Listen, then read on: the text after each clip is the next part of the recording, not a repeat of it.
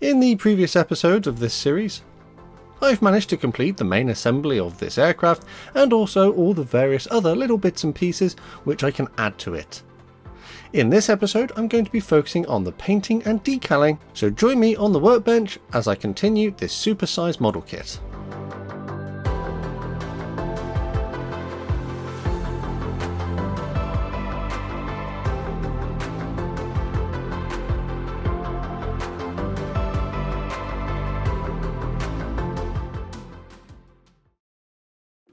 Hello everyone, I'm Matt, this is Model Minutes, and I'm continuing my build of the DBMK 1/32 scale Hawker Sea Fury. I'll pop a list of the products I used in this particular section of the build to give you an idea of the kind of things to go and get if you fancy replicating what you see here. And without any further ado, let's get into it. So first up I need to paint some lights. Pure red would be painted onto the section of the port navigation light. This would be repeated, but instead using green skin on the starboard wing. Plate mail metal would be used to carefully pick out the moulded representation of the light bulb. With those lights done, I'm going to mix together some demonic yellow and matte white to give a sort of representation of Hawker primer. On the port side of the aircraft next to the cockpit, there is this little hole. I wasn't entirely sure what colour to paint this, so I referred to some images that I took whilst I was at the Navy Wings hangar for the DBMK launch day. It appears to me that this is the canopy jettison release handle for ground crew to use. In these images it appeared to be a light yellow, so I painted it an appropriate colour. So having mixed the white and the yellow together, this would be painted in here, and I think it will do for this particular part. With those parts done, I can now install the clear covers on the wingtips and also for the jettison handle. A small amount of Tamiya extra thin cement would be wicked along the edges to glue them onto the model. Now, to mask this kit, I've been out and purchased a UK scale modeler canopy mask set for this particular model.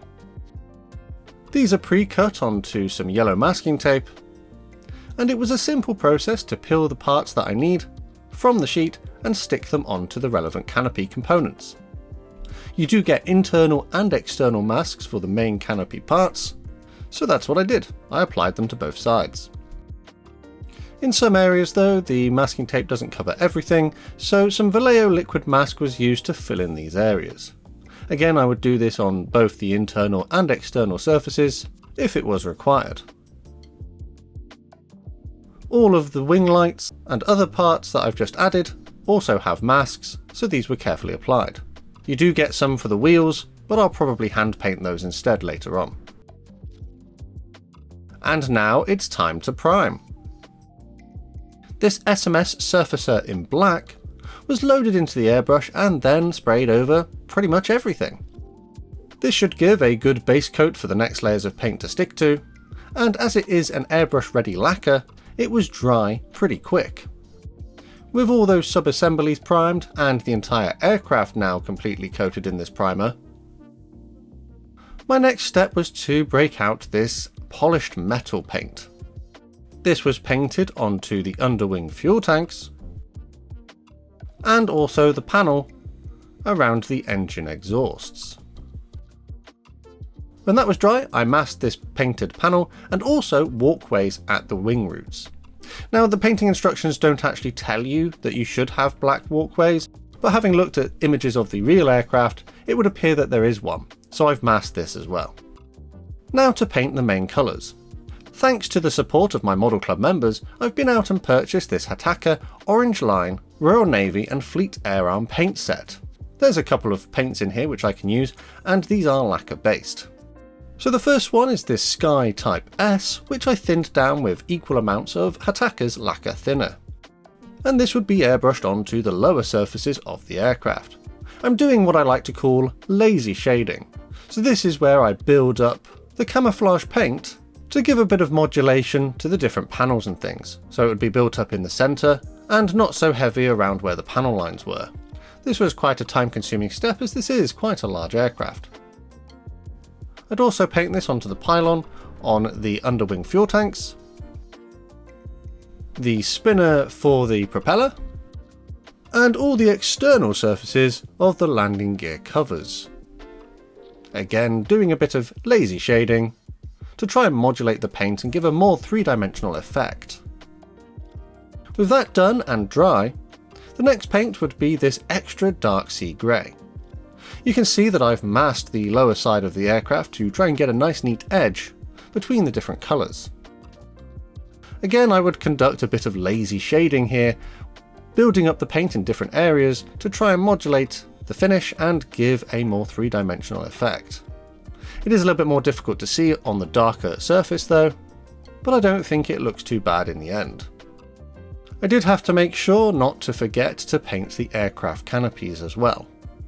These had previously been primed in black, and I'll leave the internal surfaces in the black colour, whilst I will focus on applying the dark sea grey to the external surfaces. Now to turn my attention to the landing gear bays. So the instructions call for a Hawker primer colour, which is a kind of off yellow. So what I've got here is this US interior yellow, which I'm going to mix with some sand yellow RLM 79. I did this at a ratio of 2 parts interior yellow and 1 part sand yellow. I think it gives a reasonable representation, but it might still be a little bit too saturated. Perhaps adding a drop of white could help if it wasn't to your personal tastes. Having masked the external surfaces of the landing gear areas, I sprayed the internal parts with this colour. It was a bit fiddly trying to turn the aircraft around into different orientations to try and get the paint into all the little nooks and crannies inside the landing gear bays.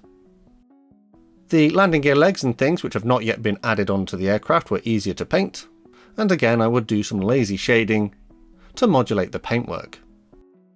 When that was done, I carefully peeled away all of the masks, apart from the ones on the clear parts and the engine panels. I don't think it looks too bad. I'm actually quite happy with my painting results here. And I have a nice neat edge between the camouflage colours, and there was no paint bleed either, so there was no touch-up work required. I think the addition of those black walkways just helps to elevate the look of the model ever so slightly. Humbrol number 24, which is a trainee yellow, was carefully painted onto the tips of the propeller. This has simply been left in the matte black primer colour from earlier. Whilst I've got this paint out, I'll also use it on the end of the arrestor hook. Now I'm going to look at some of the underwing stores. As I mentioned in an earlier video, I'm going to be adding the rockets. It might not be completely accurate, but I would like to include them. This khaki colour was painted by hand onto the warhead of the rocket. Gunship green would be carefully painted onto the main body of the rocket and the fins. I have already painted the little pylon with the sky colour I used earlier. Aluminium would be carefully painted onto those brackets. These are those 3D printed parts which I designed and added myself. And as I mentioned earlier on, whilst you do get a mask for the wheels, I thought it would be easier just to paint them. I did this carefully by hand using the same aluminium paint. And with all of that done, it was time to gloss coat pretty much everything. Whilst you don't strictly need a gloss coat in order to apply decals, I thought for the sake of this build I wasn't going to run any chances of getting silvering and wanted to give them the best chance of sticking onto the model. So this was applied over pretty much everything where a decal was going to go. Before I get to the decals though, some gunmetal paint would be used to carefully pick out the barrels of the cannons inside of the wings. I thought I'd best do it now in case I forget. And also the red paint that I used earlier makes a reappearance and was used to pick out that photo etch tap inside of the landing gear bay, just to make sure, again, I didn't forget. Now onto the decals. So you get one rather large decal sheet which contains all of the transfers that you might need for one of the 7 included paint schemes. They are printed by Cartograph and appear to be to a lovely quality.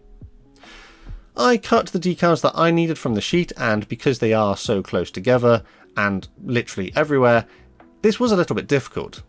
This is another area of the kit where you're having to play hunt the thing, so it will take a while to figure out where all the decals are and find the right ones. But with that done, they would be soaked in warm water and allowed to separate from the backing paper. If you ever make the mistake like I do of confusing your cup of tea with your brush water though, why not get a brush water mug and help support the channel? Check out the links in the description and you'll never make that mistake again. To help apply these decals, I'm going to be using some VMS Decal Set and Fix. This was painted onto the areas where the decals were going to go, and then the decals, having been softened and released from the backing paper, were carefully slid into position and moved into the correct place. I would say that the decal application stage was generally fairly straightforward. The decals are printed to a lovely quality, and they did settle down into the surface details quite nicely. Yes, it might be a little bit fiddly in a few places, getting all of these little stencils and things in the right places, but for the most part it wasn't too difficult. However, it was very time consuming.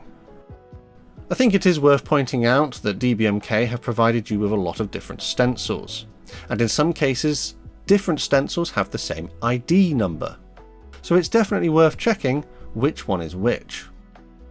As an example here, there are two different decals with the number 54. And it took me a couple of minutes to figure out which one was supposed to go where.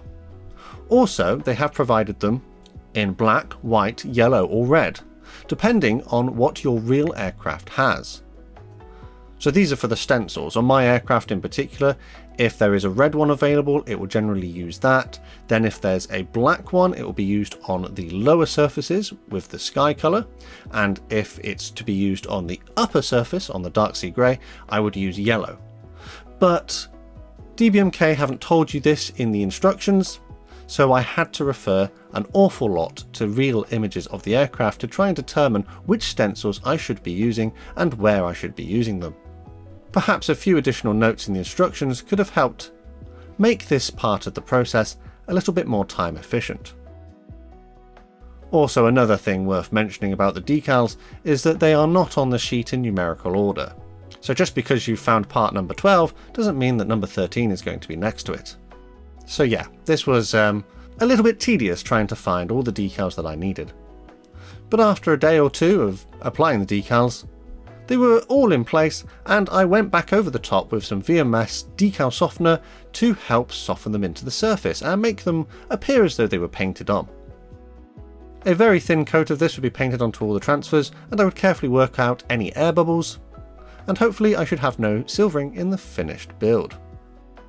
When all the decals had cured, the clear gloss would make an appearance and be sprayed over all of the parts of the model which have had some decals applied to them. This should just help seal them in and protect them from anything I might do in the next episode. And with that in mind, I think this is where I'm going to call this particular bit of the project. So yeah, it's starting to really look like a Hawker Sea Fury now. Of course, we're not quite at the finishing line yet though, as there's still quite a few things that we need to add to the kit and perhaps do a little bit of weathering, but I'll focus on those elements in the next part of the series, so make sure you stick around for that. Of course, I think it only fair to just do a little bit of a summary. I do like that you get 7 different paint schemes to pick from, and the decals are printed by Cartograph, which means they are to a good quality. But as I mentioned earlier on, I just think DBMK needed to provide a little bit of extra information or context to help you find the right decals that you need. Putting them in numerical order on the decal sheet would have been helpful, but I understand that it might be all jumbled up purely to save space and keep costs down. But it did make it a bit tedious and frustrating. Also, another frustrating element was the lack of guidance on which kinds of stencils that you might need. I've made a judgment on what I needed to use based on actual images, so I had to do my own research. For the most part though, I'm pretty happy with my current progress, and whilst I've not used Hawker lacquers before, I'm really happy with the paint finish that I've achieved here. And I'm looking forward to getting this completed in the next part of the series.